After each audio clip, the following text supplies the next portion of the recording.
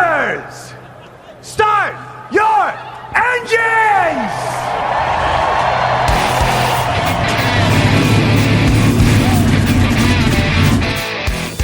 Hit the pace car! What for? Because you hit every other damn thing out there, I want you to be perfect. When I'm driving, I got a guy on the radio who talks to me. You see him, but he talks to me. Well, I wanna be a race car driver. Pretty girls eating from my hand, yeah. Wanna live a life of fun and danger.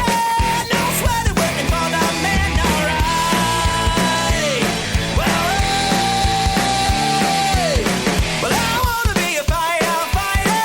Cool-headed when the heat is on, yeah. Save my baby from the burning building. Take her home and put the sprinklers on, alright. No, he didn't slam you, he didn't bump you, he didn't nudge you, he rubbed you. And rubbing, son, is racing. Good evening, race fans. Welcome to the Hoobers Radio Network, and welcome to the Drafting the Circuits program. My name is Frank Santoroski. I'll be your host for the next hour as we talk about another big weekend in racing. Joining me in the studio this evening, I've got Richard Youden, Seth, Eggert, and Luis Torres. Fellas, how we doing tonight? Doing well. Superb, to say the least. Good, thank you. All right, great to talk to you guys. Like I say, sometimes it's the highlight of my week to hang out with you dudes. But let's we had a big weekend of races, 2 IndyCar races. In between the time we recorded last, we've had the NASCAR All-Star race as well as a points-paying Cup race. The All-Star race, of course, was at Bristol. The Texas was the site of the other one. The IndyCars were in Ohio, and Formula One was in Hungary.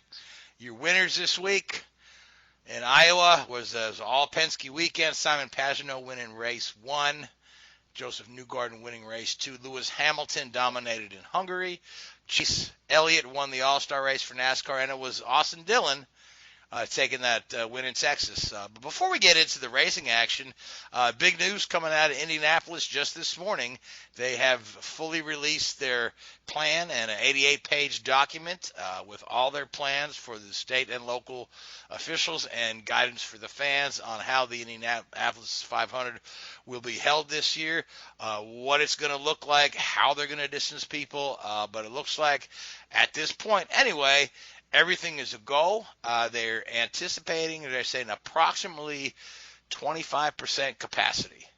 And that's based on, I believe, the amount of folks that opted out of their tickets this year. I mean, there's still a lot of folks afraid to travel or afraid to get out there. So there are a lot of folks that out of the 170,000 original tickets they had sold, I guess they had enough folks opt out, taking credit for next year, that they're looking at about 25%, which gives them, with the size of the facility, plenty of room to socially distance. Some of the things that are the major talking points are a quick temperature check on the way in. If your temperature is over 100.4, they will take you to a off to the side, and they're going to use one of those ones that they just scan your head with, the touchless ones. But if you register a little too high, they'll take you aside to a medical professional. They'll test you with an oral thermometer, and they'll also check you for any other illness-related symptoms. And if you clear that, should be okay to go in. You know, some folks were concerned that just walking around in the heat might make that thing register high, but they've got a plan in place to more accurately check the temperature if you missed the first one. Secondly, you'll be spaced out in the grandstand. Seating will be assigned. They said everyone will have at least one open seat beside them and at least one open seat in front of them, which means so there'll be no more than 2 folks sitting side by side, and those would be if you bought your 2 tickets together. So it for those of you that have been to the Indy 500 and been crammed in there with like sardines, it'll actually be kind of nice to have a little elbow room at the race. Actually, it is wonderful to be in a crowd that big, but it'll look really different this year. And again, most of the ancillary events are canceled. Legends Day is canceled. Carb Day is still on, but most of the activities are canceled other than the practice session itself and the pit stop competition. Everything else, all the concerts, all the vendor or the sponsor midway, all that will be canceled. The red carpet will be canceled. The parade downtown is canceled. But we still have a race. That being said, guys, you have any thoughts on this? Just reading through this document, it looks like between J. Doug Bowles, Roger Penske, and Mark Miles, these guys have done a tremendous amount of work to make sure everything is going to go off without a hitch and be safe. Yeah, for sure. They're doing a phenomenal job taking a step-by-step, checking the trends, what's going on. I say 25, albeit some people are very upset and frustrated about it, but they know what's going on to where something like that is probably going to be more safer in that route. And as far as the mask, I'm glad they're mandating it. And from what I've read from that 88 page and also on social media, they're going to enforce it. And I really hope they owe up to their words and really, really enforce it, because there are some tracks out there and some photos that I've seen that you have the mask, but when you're at the grandstands, I hardly saw a good majority of them wearing it throughout the entire event. The All-Star race, there were plenty of them. You know my understanding on that, though, is it's very similar to like if you were to go out to a restaurant this day and age, you need your mask to enter or to like kind of walk around when you're other folks, but when you're at your table, right, or say for our purpose of the race, if you're in the stands with your group that is socially distanced from other groups, I believe it's acceptable to remove your mask. Is my understanding, because certainly you're going to eat, and you're going to drink. Mm-hmm. But for the purposes of, if you got to go to the restroom, if you want to go buy you a die cast, if you want to walk around, put that mask on. I know people that were at the All-Star race, and what they told me was once you went below the grandstands, you had to have the mask. Whether or not you wore it correctly, they weren't really enforcing. But in the grandstands itself, the masks were not required. Right, because they had groups socially distanced from one another. So, but anyway, you know what? The last thing I want to get into is a conversation about masks, because honestly, it's all anybody's talking about this day and age, and I'm just a little tired of hearing about it. So, but I am excited that the Indy 500 is going to go off. I don't, at this point, I don't know if my credentials will go through. I've been credentialed for this race every year since 2012, but if it doesn't happen this year, it doesn't happen this year. I've still got a pair of grandstand tickets. I'm going to put every negative thought out of my mind, and I'm going to go to this race, and I'm going to just have the best time that I can.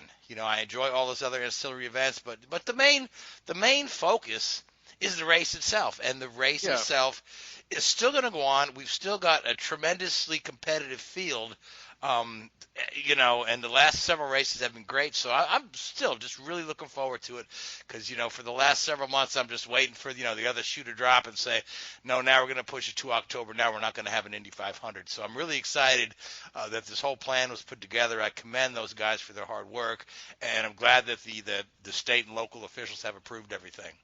Yeah, absolutely. I'm glad that the 500 is going to go through in August, and also after that, then we just have the Harvest, which will be a unique event of its own. But for right now, the 500, I feel like right now that we have our 5-race, 15-day grind done and over with, I think there's still an unknown factor for that 500, who I feel like is going to be a strong contender, because believe it or not, we're practically halfway to the championship trail already. And we've seen some wild factors, and you never know with pit stops. If you look at some of the guys that were strong at Iowa and also at Road America, it's not the usual suspects. Let's talk about the Iowa races. Certainly, at the end of the day, 2 Penske wins, but race 1 was remarkably different than race 2. Race 1 saw Simon Pagenaud start from dead last after not making qualifying attempt, and he ends up winning the race. Race 2 saw Joseph Newgarden starting from the pole and pretty much dominating the race and ending his day where he started, on the pole. So the two races were polar opposites of one another. But some of the performances of the other guys, particularly the McLaren team, both Oliver Askew and Award, were fantastic. Award was fantastic at Road America, also taking a podium. Askew got a podium in Iowa. Everyone is, there's still a lot of animosity towards McLaren, a little bit, especially from the Hinch fans. But my God, this team has their act together, and right now I would dare say they're the third best team right now after Ganassi and Penske, because Andretti certainly hasn't lived up to it thus far. Oh, absolutely not. If there's one team that regrets that just couldn't get into on top of things, it is definitely the entire Andretti camp. Rossi did all right, but when Colton Herta was midden by rotten luck, especially that big wreck that he had with Rinus VeeKay when the restart was a no-go, and then the following day, after about a third of the race in, he just fell out. And then there's Ryan Hunter-Reay. Oh, yo. Oh, poor Hunter-Reay made the same mistake 2 races in a row. Yeah, and whereas Marco Andretti got a top 10 out of the second race, unfortunately, he got himself a strong result because, geez, talk about another guy that has struggled all season long. Big time has definitely been Marco, to the point that he was the first guy to qualify. He was behind guys like Tony Kanaan and Connor Daly, to name a few. Now, Richard, I heard you laughing when we talked about Ryan Hunter-Reay. You're either laughing or wheezing. So, did you have a comment about Ryan Hunter-Reay and his troubles exiting the pit lane? You expect a little bit more from a guy who, has a career that he's had, and you're being disrespectful to him by any stretch of the imagination, but he's maybe one of those guys that you start to think, well, where is he going? What's he doing next? Yeah, it's just a matter of DHL's commitment that's keeping him low. But yeah, he's been in the game for almost 2 decades, but I've never seen having this bad of a race weekend where he had the same incident in the same area, a couple feet apart in the span of 24 hours. It's just very unfortunate because before the second Mid-Ohio race, he was doing pretty quietly, pretty good. He was up there. And that Road America, you mean, though? We haven't been to Mid-Ohio. Yeah, but he was he did really well at Road America 1. Of course, he got punted off the track in Road America 2 by Will Power, another guy who had a polar opposite weekend. Race number 1, Will got caught out with the yellow, got buried midfield. Race number 2 had a pretty strong day and finished second. Yeah, and what happened with the first race, he lost the left front because they didn't properly install it. And I mentioned this pit road. So many mistakes that's been happening in this stretch where that's ultimately has defined a lot of drivers' days, especially at Road America and Iowa. Like Wills couldn't get it stalled. Like the second race, Pato had some pit issues.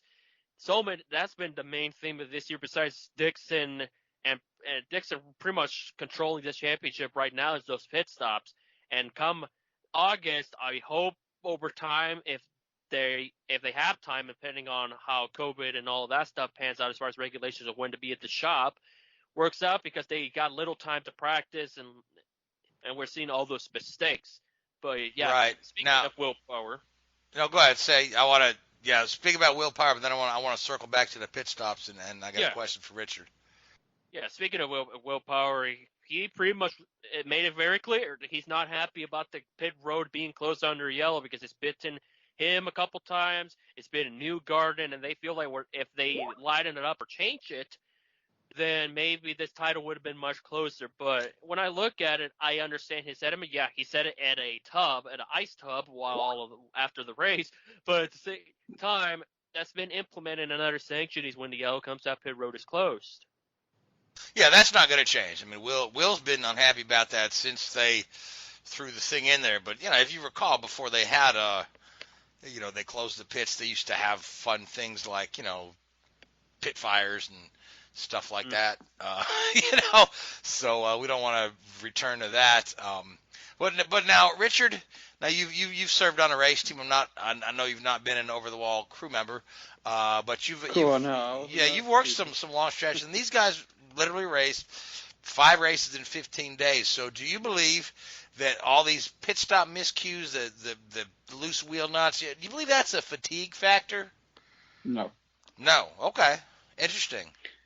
Over the wall guys will be actually, for a lot of these guys, the race weekends are actually when they do the least number of pit stops.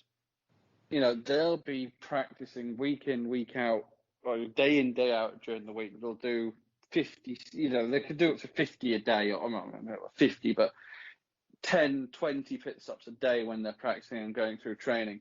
So an actual race weekend, in reality, is very little for what they're used to. But I want to say, in the IndyCar, I know like NASCAR has the guys that are specifically over the wall. That's all they do. Yeah. I want to say IndyCar, the teams are smaller. Everybody that goes over the wall has a primary job as well. There'll be mechanics and the like.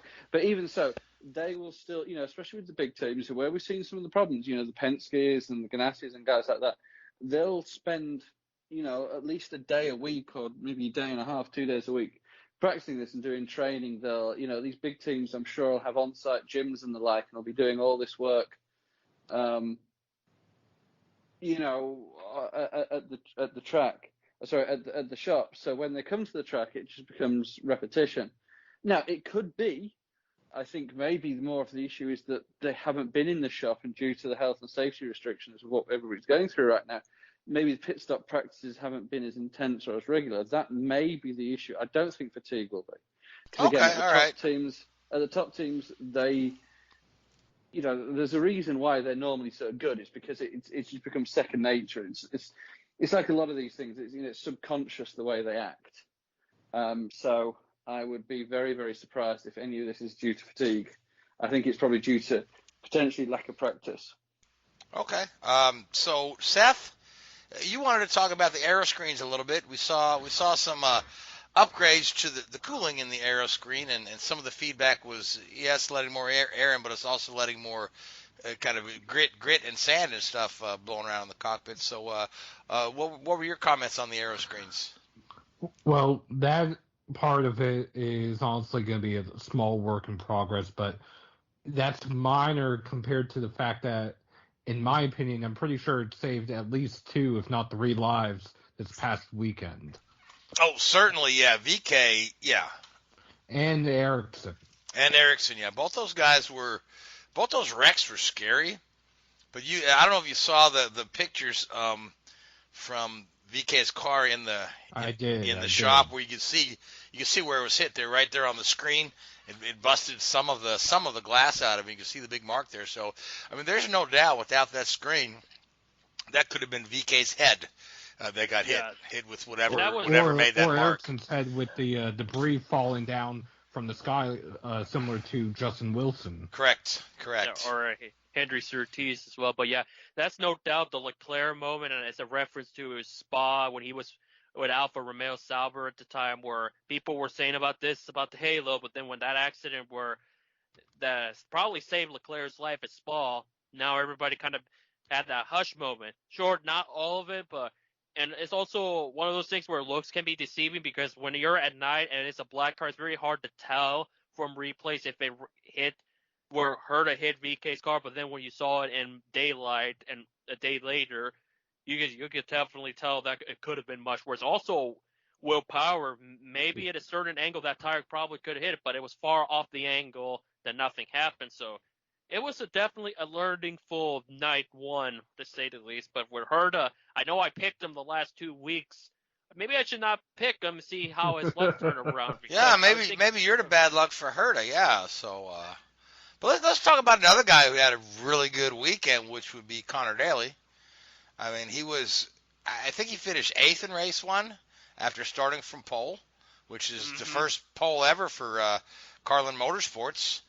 For sure. I mean, they were happy to do that, and then he ran comfortably in the top 10 all night, and then in race 2, I believe he started from 3rd, and he was running in contention for a podium at the end there until his pit strategy just left him a little short on fuel, where he had to duck in for a real late pit stop, which dropped him to 13th. But had there been a few more laps of yellow at the end there, he'd have been right there on the podium. Yeah, they were hoping for others to falter. It kind of was a botched strategy, because he went from the podium and then goes to the pits, handing the final spot to Graham Rahal, and ultimately ended up 13th. So, but it was definitely a huge encouragement for Carlin, because we usually associate with that team as probably one of the bottom tier teams overall, with Foy to an extent, ECR. But with Connor, with the same crew from a year ago, that certainly helps Connor's part. And everything that they've gone through, albeit, if I remember, their IndyCar shops in Florida, not in the UK. Obviously, Trevor was at Hungary because of the feeder series. they made tremendous strides with him, and even every time Connor's in that car on ovals, they've delivered extraordinarily well. Now it's just a matter of the road program to get polished up, and then maybe we could start seeing Carlin and Preston get a lot of eyeballs, because that's their motive, is trying to be right up with those guys, because they've had so much success in the junior formulas. Now they want to adapt to the bigger leagues. Yeah, we're seeing a little bit of a change into the guard there in the mid to backfield.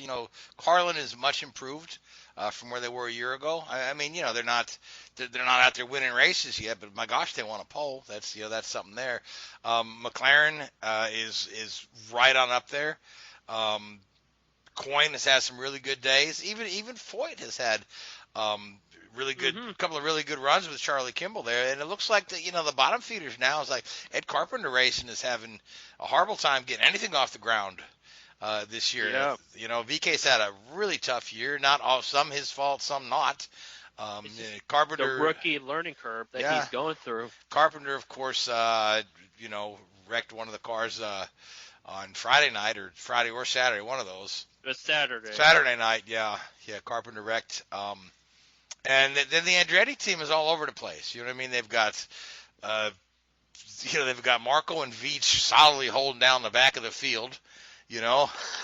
Rossi's up and down. Rossi's up and down. Hunter Ray's up and down. Colton Hurd is up and down. So it's been a fun season to watch so far. Yeah, there's really no true backmarker team, any of them in any given race that can show up and deliver. Like another team that we haven't mentioned is the Rahal, Letterman, Lanigan. They were horrible at practice. Right down, dude. They were for the longest of time under 160 miles an hour. They tried to make many adjustments. It worked for Sato on Friday, and Rahal just got better as the weekend rolled along, and it showed.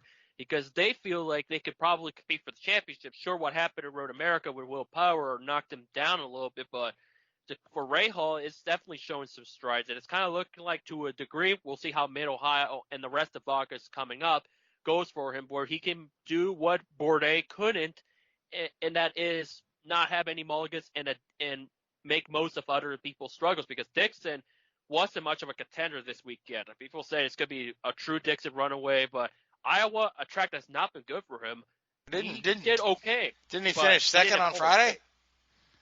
Yeah. Yeah, okay. So second isn't bad. He finished second on Friday, and I think 6th or 7th on Saturday. So, yeah, he wasn't totally out of the mix there. So. Yeah. But to your point about Graham Rahal, so we're headed off next to Mid-Ohio, which is admittedly Graham's favorite track. He's won there before. It's in his hometown. The whole Rahal team's excited about coming out of Ohio with some really good positive mojo and going to their home track. So that'll be in a couple of weeks. These guys have a couple of weeks off now, so we can talk about Mid-Ohio in a few weeks. But Seth, Richard, any more comments on the races in Iowa before we start talking about Lewis Hamilton? Is there much to talk about Lewis Hamilton? He won. We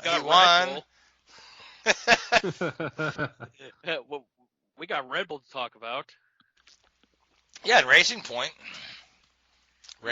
So all right. So Lewis Hamilton won again. This is what, number 84, 85. It's hard to count. Yeah. 6 away from Michael. Yeah. Bottas was third and Verstappen was second. But this is after Racing Point took the second row in qualifying, amidst all the protests from Renault that Racing Point is, and Renault has vowed to protest the Racing Point car every weekend this year. Richard, what are your thoughts on that? They're going to protest every weekend this year. Is it going to make a difference? His mic is shown on mute. In my opinion, I think they'll stop protesting once they beat him. There we go. Sorry about that. No, I think what you're gonna. Well, let's like Racing Point and Alpha Tura, I think is it. They're in the box seat for 2021. This is where the problem boils down to, I think, more so than 2020. Under the regulations and the way that these cars are designed to be used for 2 years, Every other team is stuck with what they have now, pretty much, because they're running 2020 specification parts.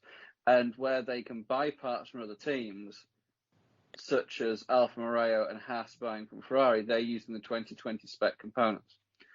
AlphaTauri and Racing Point are using the 2019 spec parts from Red Bull and Mercedes, respectively. So there's the potential that for next year, both those teams are even stronger than they are this year when they upgrade to the 2020 parts. A majority of the parts that were investigated by the FIA that Racing Point are using that are similar to Mercedes are part of the carryover, which they're allowed to be purchased parts.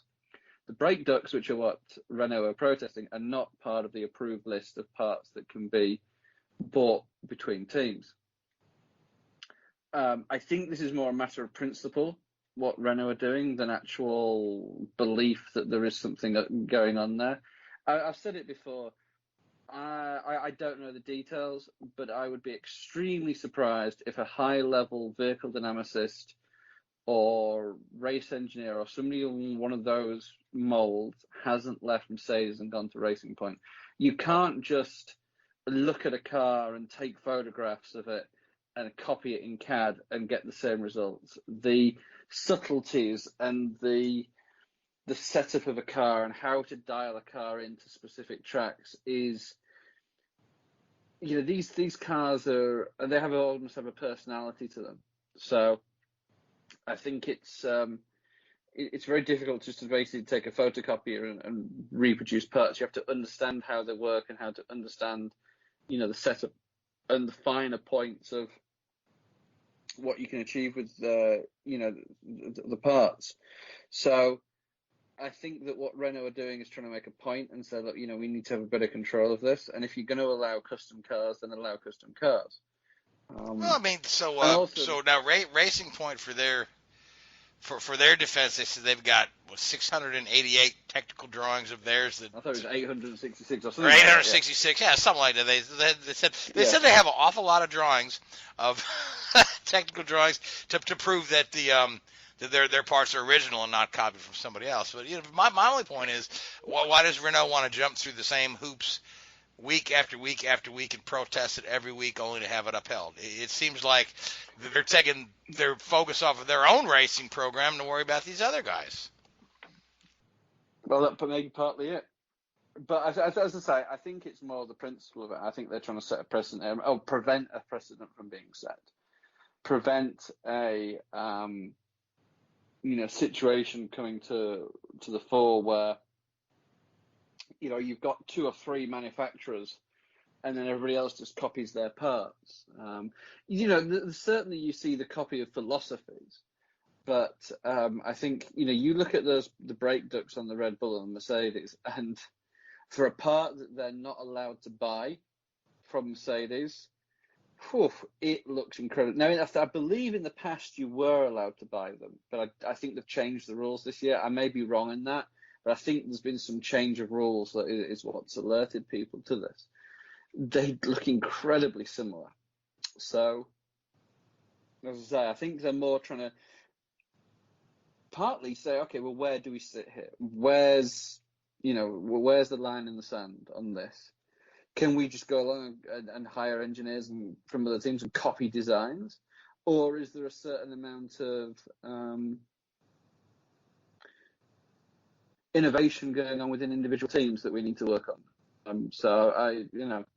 It's an interesting situation. It'll be interesting to see how it plays out. Yeah, for sure. Now, Louise, you wanted to talk about Red Bull some from this weekend? Yeah. I just am enamored and find it super admirable how Red Bull got the job done with Max, because before the start of the race, before they went on the grid, Max Verstappen hit the tire barriers during his warm-up, the quote-unquote parade lap. No, not parade lap, the warm-up lap. And at first it looked like, he's got some front wing damage, and the left front suspension was the big worry. So fortunately, Max brought it back. Then they were repairing it because they had to do it quick, because otherwise, to see trial and error, see if it can go. If it can go, then the race is on. If it's not, if they couldn't, then they had to drop out, and that could have put Red Bull and Verstappen out of the world title picture for good. So the fact that Red Bull fixed the area that they needed to fix, and Verstappen hanged on for the entire race, finished on the podium, I just found it super admirable. It comes a long way because I can remember back in the day looking at old footage, if something like that happened, the left front wheel would have been gone completely because that's just how damaged physics was back then. So I'm amazed how starting parts and durability works these days compared to about 25 years ago, where something like that wouldn't have been done. Yeah, it's amazing the reliability of the cars and the durability of the cars compared to years ago. I was having a discussion with somebody, and it was over Lewis's amounts of wins. You know what I mean, and where he ranks. But you figure if Lewis was running in the 60s and 70s, where the reliability and durability of the cars was really in question. I mean, you're talking about an era that if you won 4 races and 4 DNFs, you were probably the champion. But now it's so the finishing rate is so ridiculous right now compared to the attrition rate of and we're talking in Indycars as well, is nearly nil from what it used to be. Attrition used to be a big part of Formula One. You'd have races where you'd only have maybe 6 or 8 guys running at the end, sometimes fewer. But now, more often than not, unless somebody, just has a nasty wreck, these cars are very, very few mechanical failures at all. Yeah, even I thought about Damon Hill at Adelaide in '84 that a suspension bone, a wishbone, knocked him out completely because it was just bent to the point that it's not drivable, that the concrete of the wheel is going to scrub up a lot, that it wasn't undrivable. The fact that Verstappen could bring it back, the crew got it done that quick. Under these circumstances that we're in right now, it's just rather mind blowing, and that's kind of my biggest takeaway of the Hungarian Grand Prix for sure. For sure, yeah. So now looking at the points, right? So Lewis is now ahead of Bottas by I want to say 6 or 7 points. So those guys are still pretty tight there. Max is right there, but 4th in points is Lando Norris. Who'd have thought that McLaren would be up there fighting for top 3 in points? A year ago or 2 years ago. These guys have improved so much, and Lando is such a fantastic talent. So Richard, and we're going to Mercedes power for the next year with the McLaren, so that's just going to be even better then. So I know you think highly of young Lando Norris, but take a moment and speak on his behalf anyway.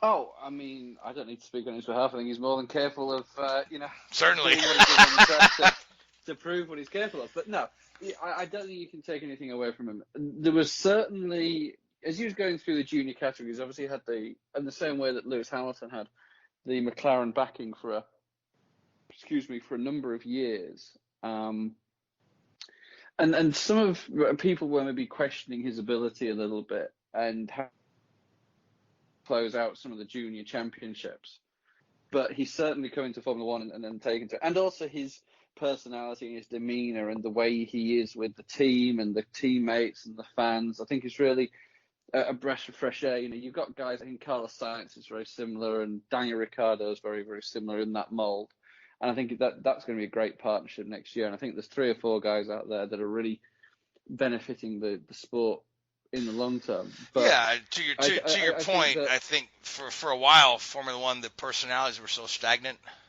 and to see these these guys that are I think I want to say it all started with Daniel Ricciardo, who's just so likable, and these guys, and now we're in the social media age. You got these younger guys, and they really connect with fans. Like I want to say for a while Formula One had lost that,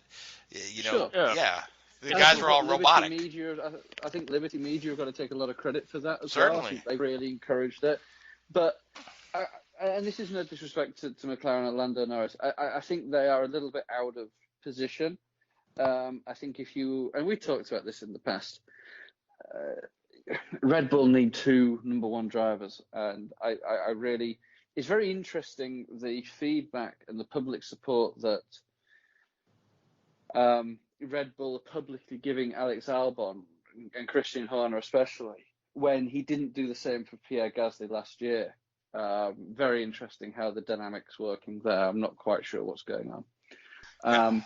But you look at, so you'd think that, you'd expect to see the Red Bull guys, or at least Verstappen, finish up there ahead of Norris, and you'd also expect to see Ferrari to turn around their situation and start to push him down. But there's no doubt that McLaren have the potential to be best of the rest.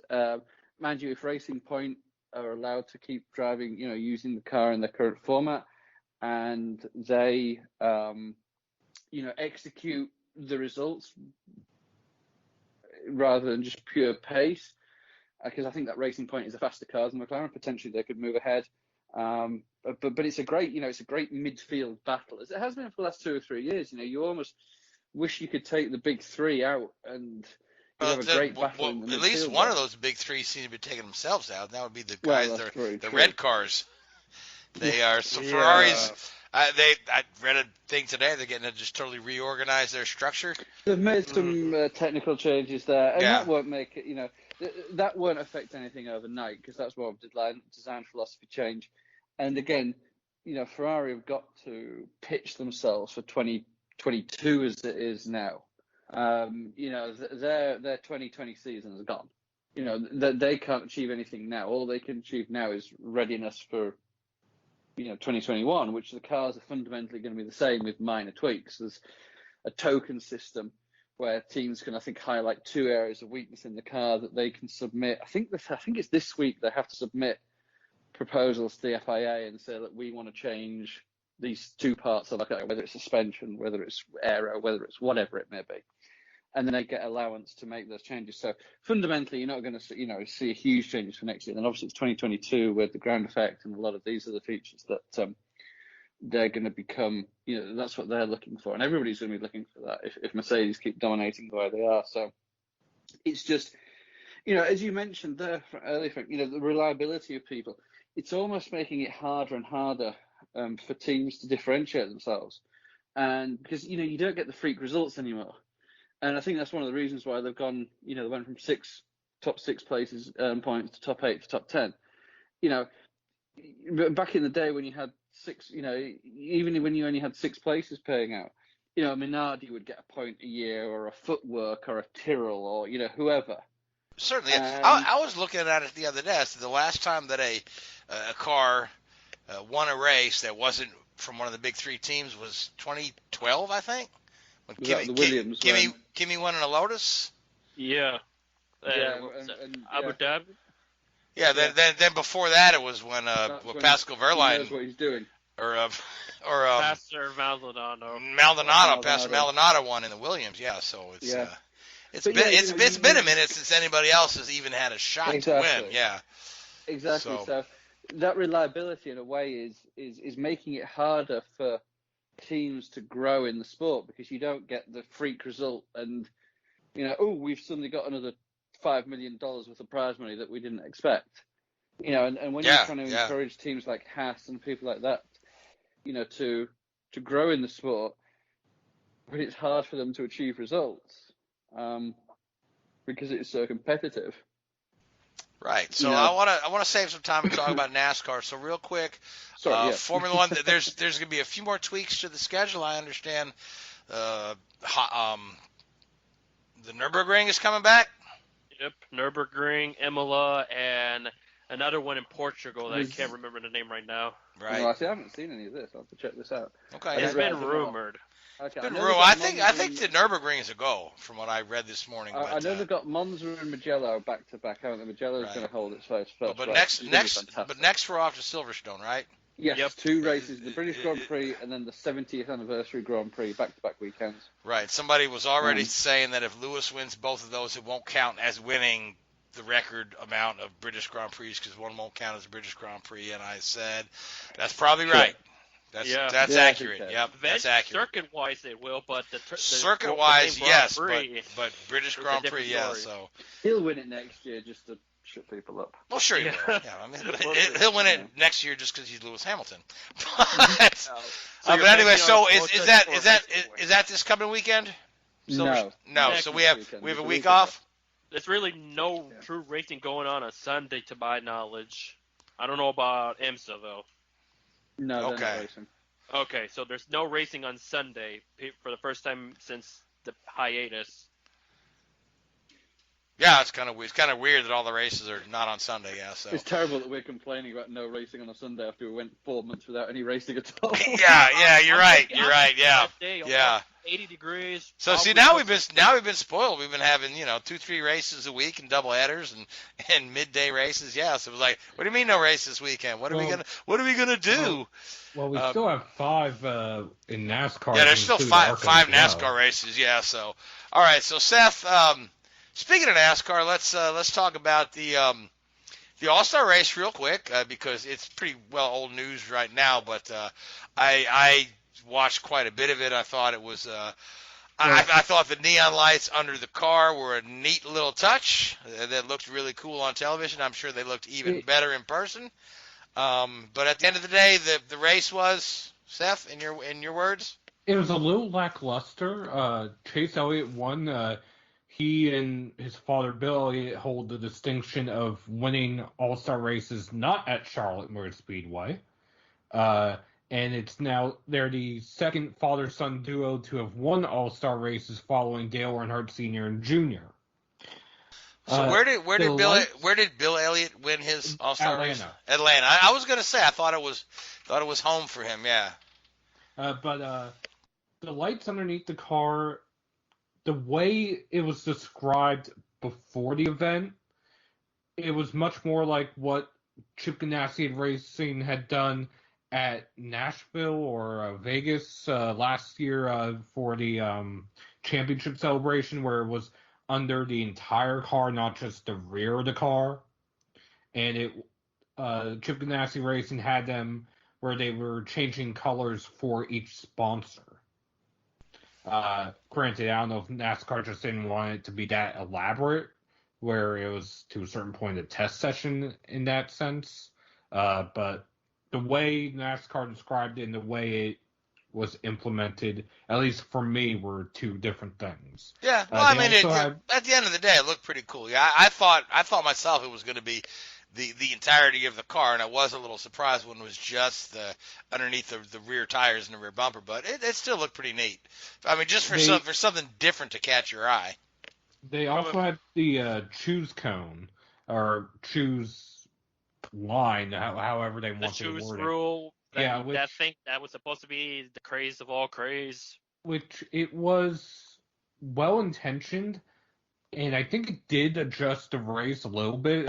Chase Elliott chose some of the outside line when he was restart on the inside line and was able to not get bogged down by Ken Harvick or Brad Keselowski on some restarts. But the problem is the broadcast never really showed it. They just come back to break as soon as that thing has been decided. So it's hard for me to say definitively whether or not it made a huge difference for the race or not. That being said, the other big moment of the night for the All-Star race was when Michael McDowell essentially dumped Bubba Wallace, and thanks to some reporters from TSJ 101 that Noah Lewis. Yeah, Noah Lewis and Noah wasn't there. Peter was the one that was actually there, Peter Strada. Oh, Peter Strada. But his colleague Noah Lewis is the one who posted the photos of Bubba leaving the front bumper on McDowell's hauler, and McDowell's team has now turned that around for a charity, and I believe it's up for auction through the NASCAR Foundation to benefit motor racing outreach, and the last I saw it was $15,400. Yeah, I figured it was. There you go. Yep.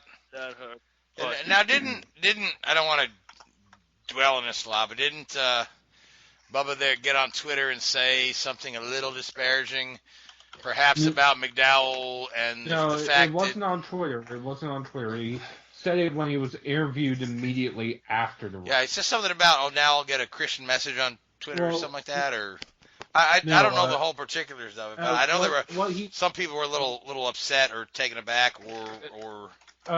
What he said was that now he's going to get text preaching about how it was an accident, this and that, from somebody who preaches Christianity, and basically Bubba had a poor choice of words, but the way he was trying to, or what he was trying to say, at least from what I've gathered and from what I've been able to read since then that he said, he wasn't trying to disparage McDowell's faith as much as he was trying to say that McDowell was acting a little bit like a hypocrite. Yeah, but again, like you said, poor choice of words, and right now with the microscope Bubba's under, he needs to be real careful with his choice of words. Yeah, because it sounds like straight out of Robbie Gordon's textbook what he said to Michael Waltrip, as far as like he acts like this one thing, but what happened at the track was a complete opposite. Essentially, yeah, it's something along those lines. Because Bubba has also written. He wrote an entry for the Players Tribune, which if you haven't read that, definitely go check it out. It's eye-opening to say the least, to read stuff from Bubba's perspective with everything going on as well with the microscope on him, like he said. Moving on from Bristol, we did have a race at Texas Motor Speedway. Yes, we did. Which was won by Austin Dillon. And with Tyler Reddick. Second place. Teammate. With Tyler Reddick, yeah. And basically it came down to tires that, although they were wearing, they were not losing speed. So, and a one-lane racetrack. So, I don't know why everybody else pitted and were so surprised that they couldn't get by Austin Dillon and Tyler Reddick. I mean, all day long they were struggling to pass. I'm just taken aback that so many people pitted and were so surprised. Yeah. So let's talk about. Let's circle back to a conversation we had off the air beforehand, because I know you had some good stuff to say about this. But so a young guy named Quin Houff. Quin Houff is he went into the pits. He cut across a couple lanes of traffic to get into the pits, rather than get down to the apron, if I'm understanding this correctly. Yeah. And took a couple guys out, which prompted a lot of backlash from some guys like I think Keselowski was the most vocal, who said maybe we should have a system in place to demote guys like this. But this isn't the first time that we've had a younger guy kind of run afoul of some of the stars of the sport. Most recently, Garrett Smithley was called out by Kyle Busch, I think not once but twice at two different places. So let's talk about these young guys, and do they really need to be demoted? Can I just ask a question about this? I'm right in saying that NASCAR doesn't have like a point system like Formula One does. No, they do not. No, they don't. What they have is a approval system. I'm using the word approval loosely right now. Depending what years we're talking about, whether it's Cup, Xfinity, or Truck, they have to be approved by their peers to be able to run, whether it's a full season or a certain track, or at least in the Truck Series, my understanding is they have to have run first a short track in order to then run a intermediate track and then a super speedway. And this is exactly why James Davison at the last minute was not allowed to run at Talladega. Because he was not approved by his peers. Correct. So then he ended up running Pocono. Which apparently he was approved by his peers. Yeah, okay, all right. It's the lack of practice that also played a big role into that as well. Whereas road course, you can jump in whatever. I mean, look at it's a different ordeal. You can run at 15 years old the Truck Series on a road course. 16. Oh, 16. But, I mean, Andy Lally just announced that he's going to run 2 races for our motorsports in the Xfinity Series, the 2 road course races, the one at Road America and the other one at Daytona. But all of this being said, the approval system used to go not just apply to the Truck Series, but all 3 series, in the way that you had to run a certain size track and then be able to run the next size track, and then the next, and then the next. And somewhere recently, it shifted from that to simply being approved by your peers. Which, if Quin Houff is on track, he's been approved by his peers in some way, shape, or form. So how many peers are involved in this peer review? That's a good question. Is that all top secret? I have a feeling that Brad Keselowski didn't approve him. Just saying. I've never been told how many. Yeah. I do want to say, in Quin's defense, he is a talented driver. In the Xfinity Series, I've seen him take underfunded equipment, whether it was at Bristol, whether it was at, I believe it was Atlanta and at Charlotte, and run top 15, top 10. And this was when we had 15 to 20 Cup Series teams in the Xfinity Series. Yeah, and this is all in the midst of the big three as well down there as well. So yes. So sorry, I'll let you finish. No, yeah. I agree on that point. Houff has showed what he's done. It's just that when you go from Xfinity to Cup is very different. And I think going back to driver's approval, I think not during matches, that's what Clint Boyer was saying a couple days ago, that he always thought there was some sort of system, but also a comfort level that he wants to be sure that everybody his competitors are surrounding him doesn't put him in a bad spot in a comfort level. And I think with both Keselowski and Boyer, what they see is that he notices some of the hazards, but they won't mention it by name or haven't spoken to them. And speaking of Houff, he mentioned Sirius XM, I believe, that they just don't know who he is. It's like saying, how about you talk to me personally and just give him a backstory? Well, take the time. I mean, let's give you. I mean, I don't want to get into picking on this kid, but I just quickly pulled up his Wikipedia stats, and Wikipedia being the oracle of all knowledge. Before his first Cup start at Phoenix last year with Spire Motorsport, he had the grand total of 18 what I would call race starts in a NASCAR affiliated series. So Xfinity, K&M Pro, and ARCA. And the best result in all of those 18 was a 6th place at Charlotte in 2018 in an ARCA race. And, I think that's part of it. You look at some guys, they go through the ladder of trucks. They'll do 2 seasons in trucks, then they'll do 2 or 3 seasons in Xfinity. So they've got the good end of 150 races under their belt before they, come into a Cup Series. So, well, and I'm not criticizing the guy, and I think it was a little bit unfair. But I think I understand where some of the drivers are coming from. They'll rock up at the drivers' briefing on a weekend and be like, "Who's that guy over there?" Well, who's the new guy? Yeah. Well, I'm going to go back to a story from 2018 when Alon Day made his NASCAR Oval debut here in the U.S. Mind you, he, at that time, was a 2-time NASCAR Euro Series champion, and he's the one who took a, quote, zombie Dodge to a top 15 finish on a road course, having run top 5 all race, even leading some laps before getting dumped on the final lap. So he had shown that he has the capability to run the cars, and there were people complaining and worried about him being in the way or making a mistake because of his, quote, inexperience, despite what he had already shown. Granted, the NASCAR Euro Series is different from the Cup Series, Xfinity, and trucks. But that being said, to be a champion at any level is still something to take hold of.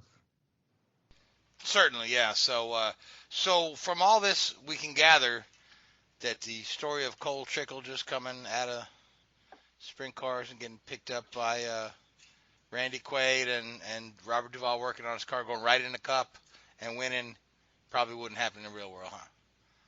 No. Okay. So now we did have, now speaking of trucks and Xfinity, we had trucks and Xfinity at Texas as well, and yes.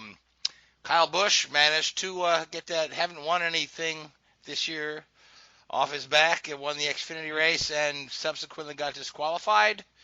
Correct. Which handed Austin Cindric his 3rd win in a row. So, good for Austin Cindric, but he'll be in the Indy 500 before he knows it. Yes, that's what he's talking about. So, Sorry. 4 in a row coming up. 4 in a row coming up. Sorry. Yeah. So anyway, so let's talk real quick about Austin Cindric and the Indy 500 and what's coming. I had a thought to go someplace real with this, and I just lost it. Sorry. Yeah, I know. Oh, yeah. No, I got it. I remember. Okay, so let's talk about the rest of the NASCAR season, because the big announcement from NASCAR was that the practice of zero practice and zero qualifying would remain in place through the end of the season. Now, there are some guys that are a little concerned because they're going to run a race at Daytona on the road course, on the Rolex 24 course, and while some of those guys have driven sports cars there, not one of them has driven a stock car around that course for the first time. They take that that turn off the oval onto the road course will be after the green flag. I mean, what are your thoughts on that? Is that a bold move or? Not only that, but NASCAR's also basically issued an edict saying that drivers can't run multiple series that weekend. Which is why Moffitt is running the truck series instead of both the O2 and the GMS truck. Yes. So we should expect to see every NASCAR guy prior to that race on iRacing trying to figure out all the turns on the Daytona road course, huh? Yes, although there is talk they might add a chicane off turn 4. Nice. For the Goodyear rain tires to be feasible with the Cup cars if needed. I can't wait to see somebody pull a Bertrand gas show on those tire bearers. Oh, yeah. That being said, well, that's not confirmed yet. That being said, though, NASCAR's also stated that there will not be any qualifying or practice for the rest of the year, let alone just at Daytona. Right, that's what I mean. Yeah, they said no practice, no qualifying till next year. For the Daytona road course, I'm not overtly concerned, and the reason why I'm saying that is there's the simulators, there's iRacing. The drivers will know the course. Whether or not they know the true braking points might be a different thing altogether. They'll work them out pretty quick, won't they? Yes, but what I'm more concerned about for Xfinity and trucks is with no qualifying, if there's more than 40 entries, there are going to be teams that are not going to get a chance to even participate. We've already had this happen twice with trucks, where there were 47 entries and 7 went home both times. So let's say... Surely they didn't turn up. Well, they didn't, but you understand where I'm going with this. If a new team... they should have a last row draw. Let everybody draw a name. At least let 2 of those guys in. Since they're just drawing names. At Charlotte, for example, one of the trucks that didn't get to compete was Parker Klingerman, and there were 2 trucks that started and parked. That's wrong. Yeah, that's wrong. Klingerman, Eric Jones, and David Reagan was supposed to run one of those 2 races. That was Atlanta. Plus. Yeah. So if you do that, you take the money away from them. If they're blatantly starting and parking without a technical reason, you take the money away from them. It's pure and simple. NASCAR need to stop that. And that's one of my concerns, because whether it's a new team or even an existing team that might be running an extra truck or an extra car for, whether it's a road course ringer at the Daytona road course, or maybe somebody who has money at, say, the Daytona Oval, that to put another competitive car on track instead of one of the various extra starting parks that some teams will field to make a little extra money.